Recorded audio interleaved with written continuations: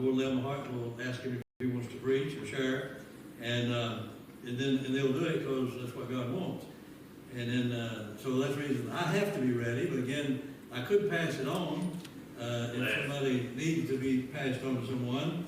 So anyway, I was thinking about that, even though I was ready, because if I invite Brother Pete to preach and he can't make it for some reason, then I have to be ready also to preach again.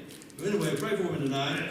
I do need your prayers. I think we all need to pray for one for another, pray for the singers, pray for the preacher, and pray for one for another, because this is no easy task. The devil is always on his job, doing his thing to discourage us or hurt us or cause conflict. He don't want the Lord to succeed, but he don't know. I read the last part of the book, but he don't succeed. He loses and we win. So thank God for that. This is, man, I never preached this message before, so just pray for him. I kind of got this message from the funeral that my niece's husband. Something was said in that, and I took that one word and I just couldn't get it off my heart. It just stayed on my heart. I went to the Bible and tried to find what I wanted to find, and the Lord led me to those things. So I just hope and pray that you can maybe see what I saw in it. If I can get that out, the Holy Spirit help me and help you to see it. Turn to the book of Acts, if you will, the book of Acts, Acts of the Apostles. And we're going to turn to the 5th chapter. And I'll give you the verses there when you get to that 5th chapter of Acts in a moment. But again, it's amazing when I look at these Acts of the Apostles. I love to read them because I was just thinking about earlier today, and I may share this in a moment, but again, I was thinking about how that the Holy Spirit of God come on the day of Pentecost. See, the Lord had promised them, I'll not leave you comfortless, so I'll give you another comforter, which is the Holy Ghost, the Holy Spirit of God. I'm not going to leave you alone. I'm going to have you a helper. I'm going to have you somebody to dwell in you and be with you at all times, never leave you, never forsake you, be with you all the time. So you got to realize that wherever you go, you're taking the Holy Spirit. You know that. Whatever you think, the Holy Spirit's present when you're thinking it. So he's always there. He's always with you.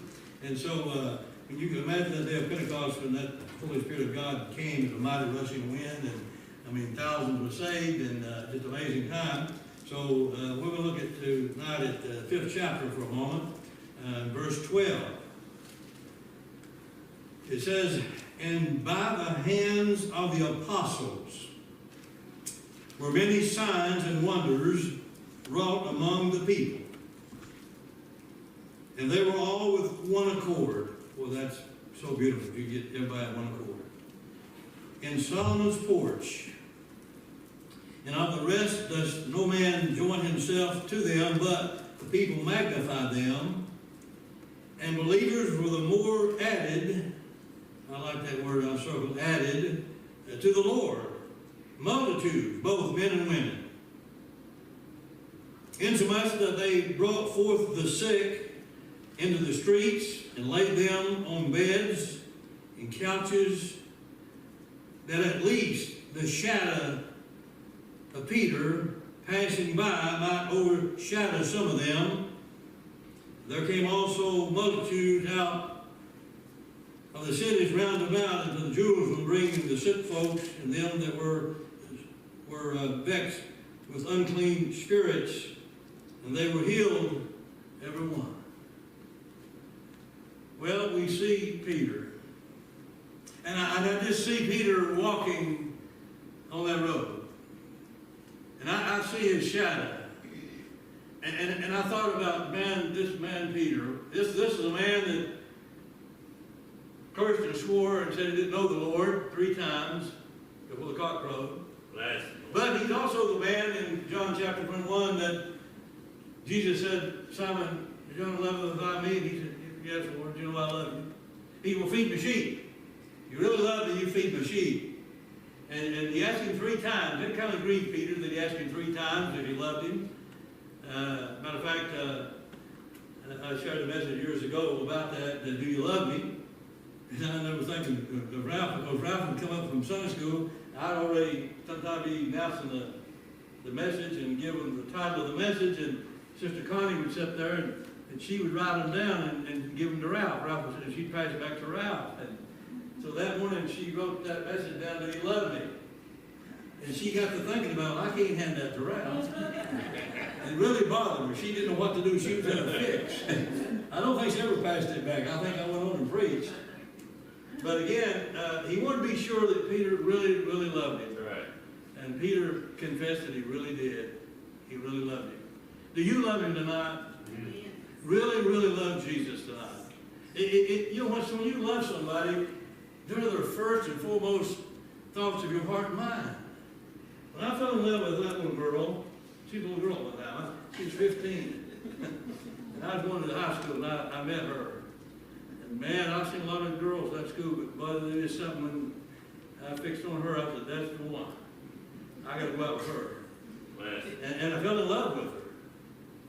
And man, there was nothing I wouldn't do for her. I want to be with her every second, every moment. I remember my dad graduated, I was just driving a little bit, and I wanted to talk to her on the phone or try to get with her and talk to her and be with her, and because I loved her. You know, when you love somebody, you want to be with them. That's the reason I can't understand church folks. They say they love the Lord, but it seems like they just take a vacation on him anytime they want to. But to me, I love him so much, I want to be with him all the time. And I want to be with her all the time. And, you know, one night, Dad wouldn't let me go out because it snowed, and it was real bad snow. And it's 5 miles from where I lived in Lake City. I walked that 5 miles in the snow just to see her. If that ain't love, okay? So I asked you, Peter said, you love me. You know all things. Well, you know I love you. And so Peter is changed man. Right here in the book of Acts, we find this man full of the Holy Spirit of God. He was so powerful with God that when he walked by, his shadow would shine on people and they'd be healed. Now, folks, that's a lot of power. That's a lot of power for your shadow. He didn't have to lay his hands on them. He didn't have to touch them or lift them up or talk to them. He just walked by and found the shadow, healed them. And I thought, wow.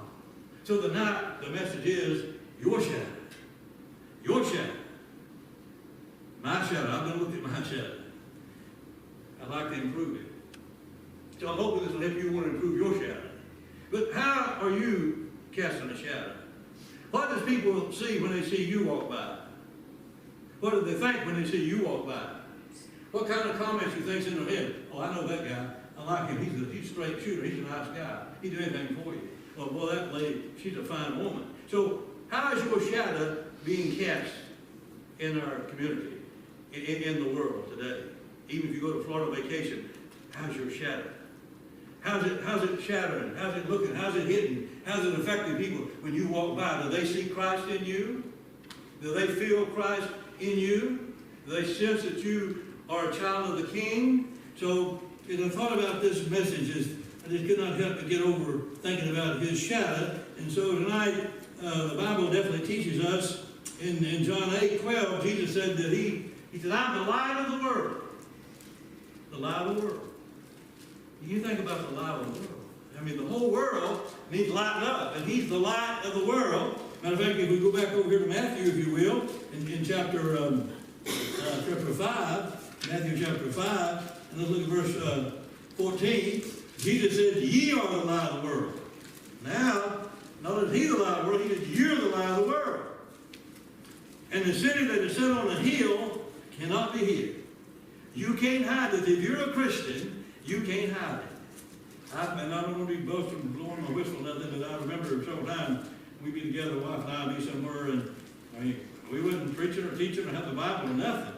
We just sat in the audience one time at Williamsburg, and this young man kept looking over at me, looking up, and I thought, I don't remember if he's ever worked for me or what. A lot of people used to work for me in co-business.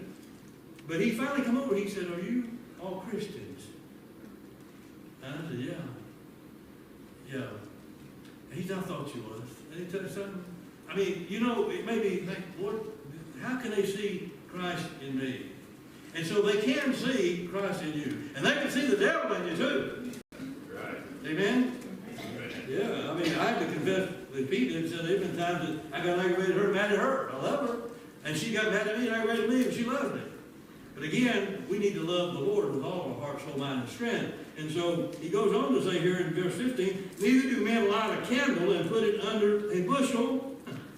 It wouldn't make sense, would it? To light a candle and hide it, put it under a bushel, covered up the bushel basket. What sense would that do? A light, you only light a candle to give light. And he said here, neither do men light to put under a bushel, but on a candlestick. On a candlestick, and giveth light unto all that are in the house. You got that? It gives light to all that's in the house. He said, let your light so shine before men. So how's your light doing tonight? How is your light right now at this moment? You may be in an oil field. See, you got more lights, sometimes more oil lights, you had to keep oil in them. They go out. I think I told you I went over to Tennessee one time, and we live real close to Jellicoe, Tennessee. And a good friend of mine, he's called to be with the Lord. He's a preacher and pastor. He would be with the Lord. James Lawson is his name. He lived right beside of me. I actually bought a property off of him to build my house. And he'd have me come over and preach sometime. He preached in different churches, and I pastored some churches over that way. And we went out there to, you know where Stinking Creek is? If you go across 75 out of Jellicoe to La Follette, there's an exit up on top of that that says Stinking Creek. And down that Stinking Creek was a little bitty church. It was a log church. It was a little log church. And one time, it didn't even have no floor in it. It had a dirt floor when they built it. So it didn't have no electricity. Later on, when he took it as pastor, they put a floor in it, and of course they had to have lights in it, but the lights went out. They had a storm, and one little light kind of, it went out, and one of the ladies, the sisters, come up and under the little cabinet there, and she got out an old cool old lantern, and she set it up on the top of the counter. And she pulled that glass off, and she lit that and turned that wick up and put that glass back on it. And I got my Bible, and I was trying to read, and I couldn't see over here, so it was sitting here, so I got my Bible real close trying to read. And she saw me struggling to try to read, so she got up again. And she came up with a Kleenex. She got a Kleenex out of a Kleenex box. She took that globe off and wiped it out, put it in there, and bam! The light started shining. Maybe you need to dust off a little bit tonight. Maybe you just need a good dusting tonight. Maybe somebody can't see your light because too much filth, too much dirt. Too many things in your life. So how's your light tonight? How's it shining tonight? Is it bright? Does it need cleaning tonight? Because Jesus Christ is the light of the world, and he said, you're the light of the world. People are going to see you and see him in you. And so he goes on to say, let your light so shine before men that they may see your good works. You got good works? You want them to see it? Your light has to be shining. They can't see it in dark. Can't see it in the dark. And glorify your Father which is in heaven. So you see that, glorify your Father which is in heaven. You remember the woman had the issue of blood, and she could not be cured. She tried everything. And she thought within herself, I heard about this man called Jesus. If I can just get to him and just get close enough to just get up behind him, just to touch the hem of his garment, I'll be healed. That's faith. I'll be in his shadow. I'll ease up behind him, but I just want to touch his garment. The minute she touched it, she spent everything she had on doctors who couldn't be healed of any of them. But all of a sudden, as soon as she touched it, the Bible said, it stamped, it stopped. It stopped right then. He didn't have to wait or go get a prescription or get enough or come back later. It stopped right then. All the years of that bleeding and bleeding and bleeding and bleeding. And but when she touched the Lord, it stopped. Amen. So here we see that we just need to get close to God.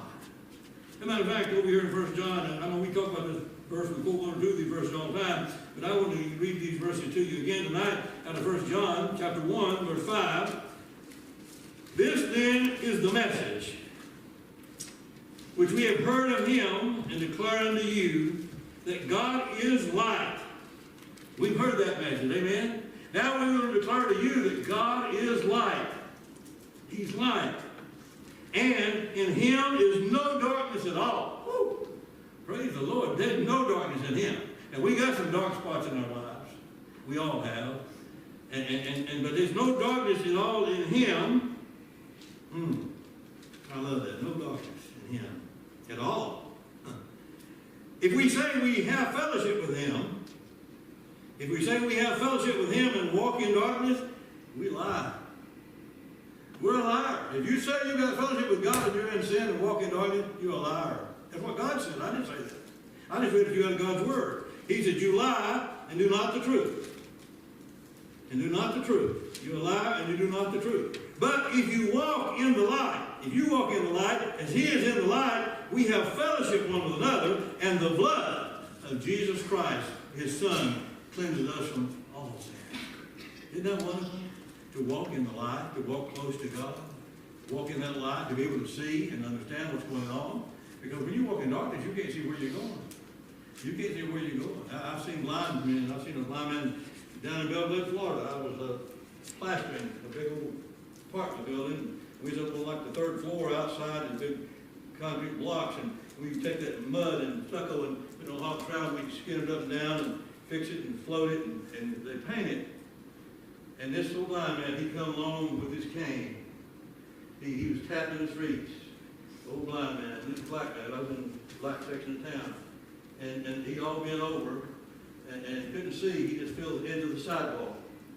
Well, I was up there, and it just got my attention. I stopped and looked at it for a minute, and I could see what was coming because I could see, and he couldn't. But there was an electrician's truck sitting there on the side, right up against the curb. And he had some big long pipe sticking out the back of his truck, hanging over, and it's bending down. And I said, oh no. And before I could say anything, he was jabbing right in his eye. He walked right into it because he couldn't see. Folks, you got blind people all around you that don't know about Jesus Christ. They're blind, they can't see. What are we doing about it? Is our light need to be cleansed a little bit? Maybe we just need to get the globe cleaned off where it'll brighten up a little bit that people will see Jesus in us. So how's your shadow? How's your shadow? Anybody been healed when you walk by? I mean, these people heal from real sicknesses and real problems. But again, he goes on to say here, but if we walk in the light as he is in the light, we have fellowship one with another, and the blood of Jesus Christ, his Son, cleanses from all sin. Now, he said, if we say we have no sin, we deceive ourselves. We deceive ourselves. He said that the truth is not in us. If you say you don't sin, you're a liar, the truth ain't in you. So he goes on to say, if we confess our sins, it's a big if there now, that's a big if. If we confess our sins, he's faithful and just to forgive us our sins and cleanse us from all unrighteousness. Isn't that wonderful? I love that part. If we confess our sins. Confessing is agreeing with God. God, I just sinned against you. That what I just said, what I just thought was sin. I'm sorry. Forgive me, Lord. This happens a lot to me. I don't know about you, but I have thoughts sometimes I shouldn't have. I don't want them. And I said, Lord, forgive me for those things. Then he said, if we say that we have not sinned, if we say we have not sinned, we make him a liar, and his word's not in us. So you call him God a liar, you say he's a liar.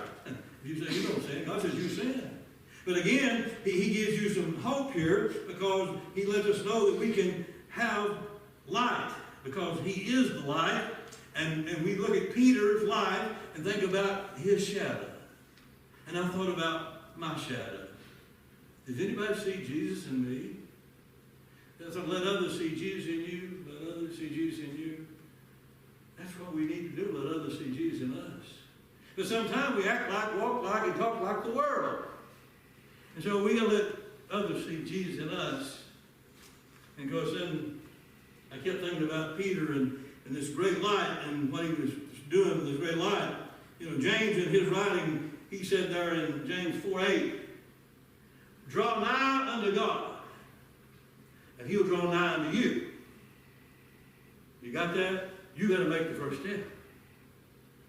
He don't say, God draw nigh you, you draw nigh. No, he said, you draw nigh unto God, and he'll draw nigh unto you. So if you make the first step, draw nigh to God, he'll draw nigh to you.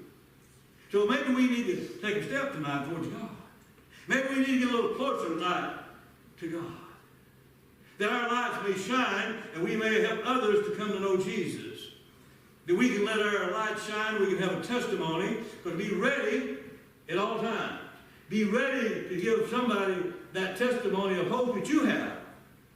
If you meet somebody tonight when you leave, will you be able to tell them about your hope, that you've got eternal life, you've got a new heaven, a new earth coming, and you've got eternal lasting life? Will you be able to tell them why you've got that? Because you believed in Jesus Christ one day?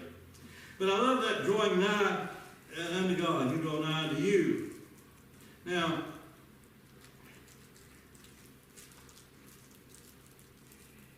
the shadow is something else, the shadow.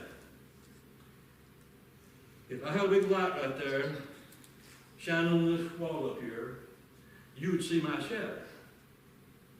And the closer I get to the light, the bigger the shadow. I want that to sink in. The closer you get to Jesus, the bigger light you'll shine, and the bigger shadow you'll cast out. So is that the reason we need to come to the altar tonight? Yeah, it's Sunday night. We can come to the altar anytime we want to. I go to the altar all the time at home. I got an altar at home. I got an altar here. I got an altar upstairs. I go wherever I have an altar. I got to really move all altars. So I just go wherever. I go wherever it is. There's an altar. I go to Jesus Christ. He's our altar. We have an altar where they have a right to eat, Hebrews said.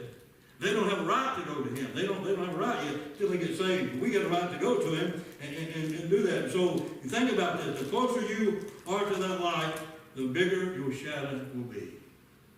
You'll have a shadow that will shine big and wide if you get close to Jesus. Amen. Wouldn't you like to walk like that tonight, tomorrow, and the rest of the days of your life? Walk close to him? Because, yeah, we want to be so popular with the world. We want them to like us. We'll sometimes go their way to get them to like us, but we ought to go his way to get him to really love us. He loves us no matter what. But again, I want to think about some things we need to do over here in Mark's Gospel, 13, Mark 13. I want to share something with you. Mark 13:31.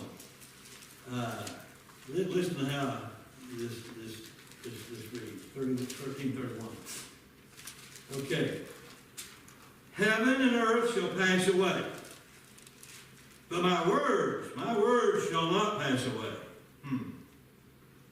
Heaven and earth not going to pass away. You got that. There's going to be a new heaven and a new earth. If this is going to be gone, there's going to be a brand new one. Heaven and earth will pass away, but my words shall not pass away. But of that day and that hour knoweth no man, no, not the angels, which are in heaven, neither the Son, but the Father. And Jesus said, I don't even know. Oh, my Father knows. Angels don't know. But my Father knows. But you don't know. And I thought of Brother Pete's message this morning. What if this is the last sermon? What if it's my last sermon? What if it's your last song? What if it's your last breath? What if it's the last time you have an opportunity to testify or witness to somebody? Where are we now? This is not our home, folks. This is not where we're going to live. This is not us down here. This is the world. This is going to burn and melt. This is not all about. This is not what it's about down here. This is a place to live until he comes, and we've got a brand new home. Of this tabernacle, this be dissolved, I got a brand new one. Not made with hands, eternal in the heaven. I've got another house. And so I know what I'm looking for and what I'm wanting. So when I thought about this, he says, take heed and watch, for you know not when the time is. He said that in verse 33. You don't know the time is. Preach this morning. What if it's my last sermon? What if it's the last time? What if it's the last opportunity? You know. He said, well, I'll take care of that tomorrow. What if tomorrow never comes? Well, I'll see them next week. Or what if it never comes? Will somebody else get the same message God gave you to go to that same person? I don't know. I'm just saying tonight, when we look at this and see this, he says, for the Son of Man is as a man taking a far journey, who left his house, gave authority to his servants, and to every man his work, and commanded the porter to watch. And he says in verse 35, watch ye therefore, for you know not when the master of the house cometh, at evening, midnight, or at the cock crowing, or in the morning. You just don't know, do you? You just don't know. I mean, you can wake up and say, and be gone. Nobody ever knows but you and God. Till your wife or husband, somebody finds you. He said, verse 36, lest coming suddenly, he finds you sleeping. Uh-oh. What if he come and find you asleep? You ain't doing nothing. You went to sleep. You said, I'd rather go to sleep. Found you sleeping. And what I say unto you, I say unto all, watch. I didn't just say it to you, I'm saying to everybody. He said, y'all of you need to watch. Because you don't know when it's going to happen. You need to be ready at any moment. But you don't know know when I'm going to come. Because I want you to see tonight, if you get a little closer to Jesus, as James says, draw nigh unto God, he'll draw nigh unto you. Would you like to come to him tonight and get a little closer? And that way he would draw nigh to you, and you and him would have a real relationship and real blessing together. That you could actually talk to him, walk with him, and be encouraged by him. That's the message. Now, I'm not going to do like I did this morning. I'm going to let you stand up, and I'm going to let you think about it. I don't even have to get Peggy back up to play the music. She's a great pianist and organist. Thank God for her and Paula. But again, let's just all stand.